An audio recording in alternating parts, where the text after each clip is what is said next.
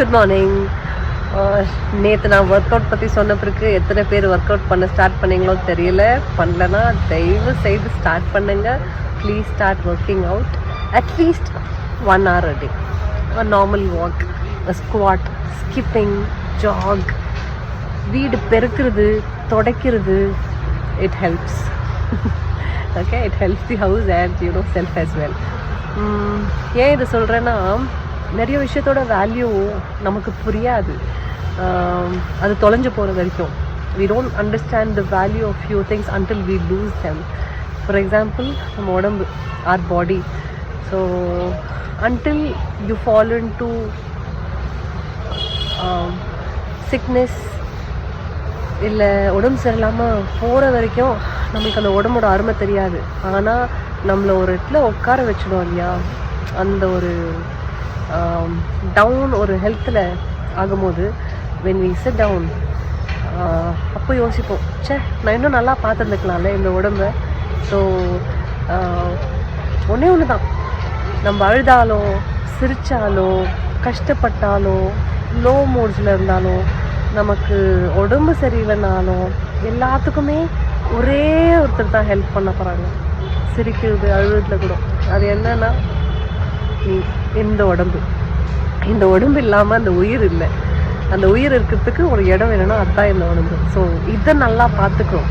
இதை செம்மையாக பார்த்துக்கிட்டா நல்லா இருப்போம். ஸோ வேல்யூ யுவர் பாடி.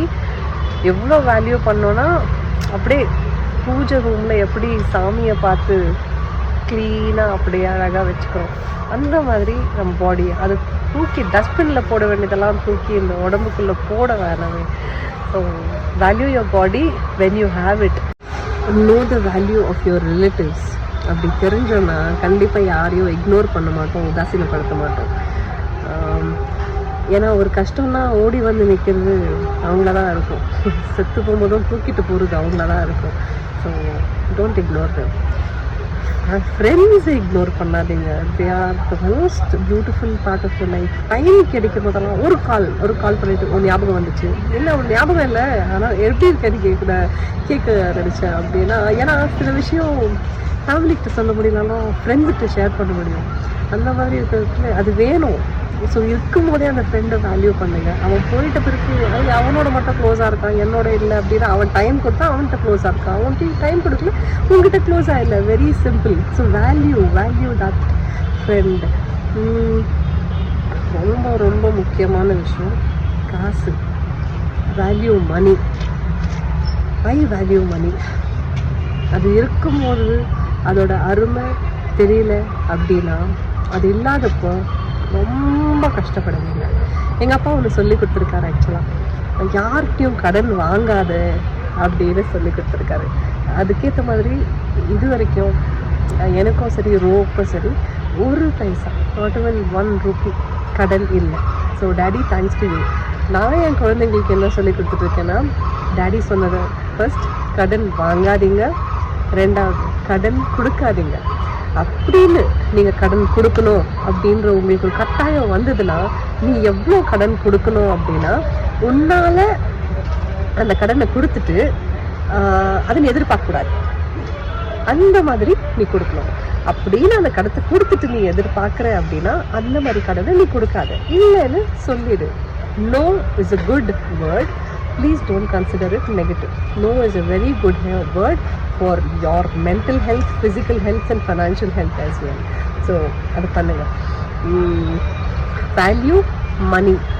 ஏன்னா it is important for our life. நினச்சது ட்ரீம்ஸ் வந்து எல்லாருமே ட்ரீம் பண்ணலாம்.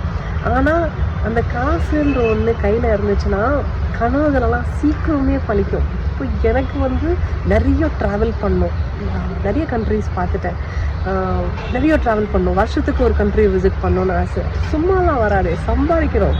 ஸோ சம்பாதிக்கணும் ப்ளஸ் ட்ரீம் வாழ்க்கையை வாழணும், பேஷனோடைய வாழணும் அப்படின்னா மணி இஸ் இம்பார்ட்டன்ட்.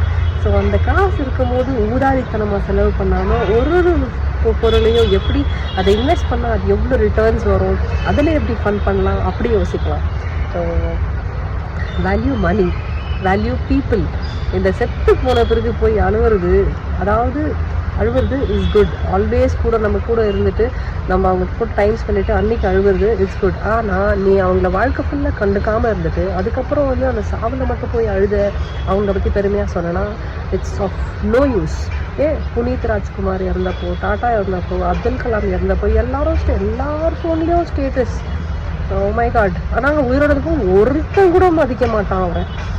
அவங்க பர்த்டே கூட போட மாட்டாங்க. ஏன்னா சாகுது வந்த உடனே எல்லாருமே இந்த வேல்யூ பீப்புள் அப்படின்றது ரத்தன் டாட்டா சொன்னது தான்.